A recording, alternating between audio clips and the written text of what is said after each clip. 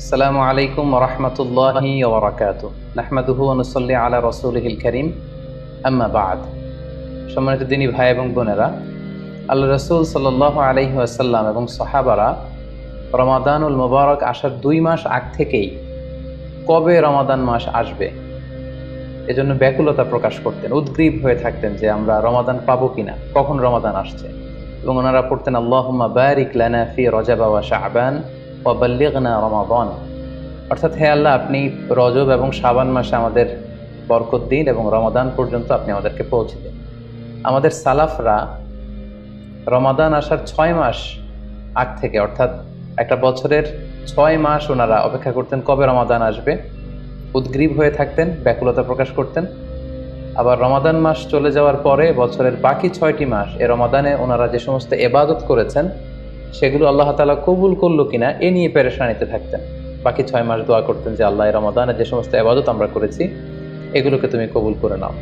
এই পবিত্র মাসে আল্লাহ তাআলা আমাদের আল্লাহ সচেতনতা বৃদ্ধির জন্য এ মাসে আমাদের জন্য সিয়ামকে তিনি ফরজ করেছেন।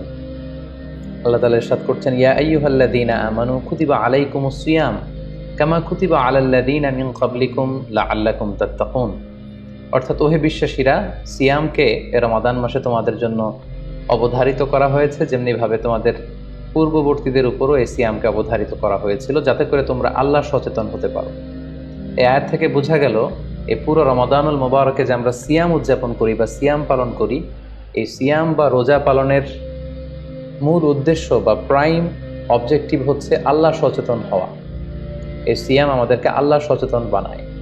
এই সিয়াম আমাদের মধ্যে এই ফিলিংস, এই ভাবনা, এই চিন্তা বা এই চেতনাটা নিয়ে আসে যে আমরা এটা ভাবতে শুরু করি যে Allah is watching me, Allah is observing me, Allah আমাকে দেখছেন।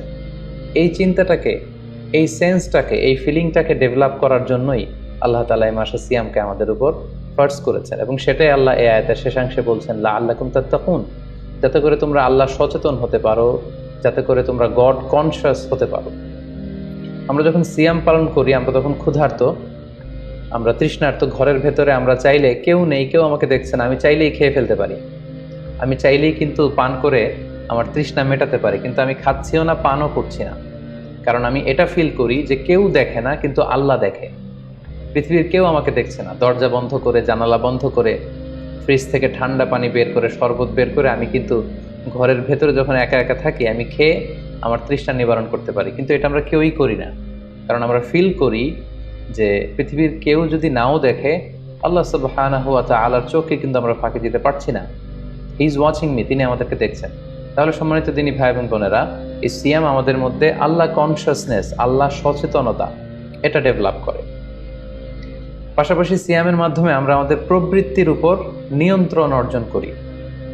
গোটা বছর প্রবৃত্তি আমাদেরকে নিয়ন্ত্রণ করে, সারা বছর প্রবৃত্তি আমাদের উপর জিতে, আর আমরা এই রমাদান মাসে প্রবৃত্তির উপর জয়লাভ করি। যেমন পুরো বছর ব্যাপী আমার যখন ক্ষুধা লাগে আমি খাই, তৃষ্ণার্ত হলে পানি পান করি, আমার কামনা জাগলে সেই কামনা আমি পূরণ করি। কিন্তু রমাদানে ক্ষুধা লাগলে কিন্তু আমরা খাই না। তৃষ্ণায় গলা ফেটে যাচ্ছে, তৃষ্ণায় গলা কাঠ হয়ে যাচ্ছে, কিন্তু এক ফোঁটা পানি আমি পান করছি না। সিয়াম পালন করা অবস্থায় দিনের বেলা আমরা যারা বিবাহিত, আমাদের স্ত্রীদের সাথে অন্তরঙ্গ মুহূর্ত আমরা কাটাচ্ছি না। তার মানে আমার যেটা মন চাচ্ছে, আমার যেটা ডিজায়ার, আমার যেটা ডিমান্ড, সেটা আমি ফুলফিল করছি না। অর্থাৎ আমার প্রবৃত্তিকে আমি নিয়ন্ত্রণ করি। তাহলে সিয়াম পালনের মাধ্যমে প্রবৃত্তিকে কিভাবে কন্ট্রোল করা যায়, প্রবৃত্তিকে কি করে নিয়ন্ত্রণ করা যায়, এটা আমরা শিখি। সারা বছর প্রবৃত্তি আমাদের উপর জয়লাভ করে, আর এই সিয়ামের মধ্যে দিয়ে কেমন যেন রমাদানে আমরা প্রবৃত্তির উপর জয়লাভ করি। আমাদের কাছে প্রবৃত্তি হেরে যায়, জিতে যায় আমাদের আল্লাহ তাআলার প্রতি আস্থা এবং ভালোবাসা।